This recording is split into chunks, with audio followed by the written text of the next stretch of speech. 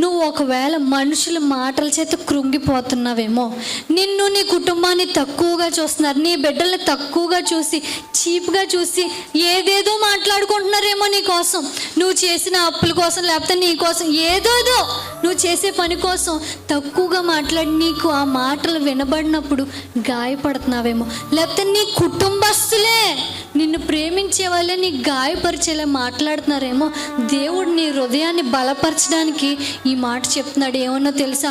నోటి మాటల చేత కలిగే నొప్పి నీకు ఉంది కదా, ఆ నొప్పి నీకు కలగకుండా నేను వచ్చి అడ్డుపడతాను, నీకు బలం ఇస్తాను.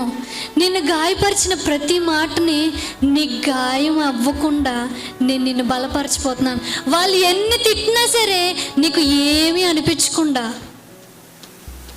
అనిపించకుండా పోన్లే పర్లేదులే అనే విధంగా దేవుడు నీ హృదయాన్ని బలపరచబోతున్నాను.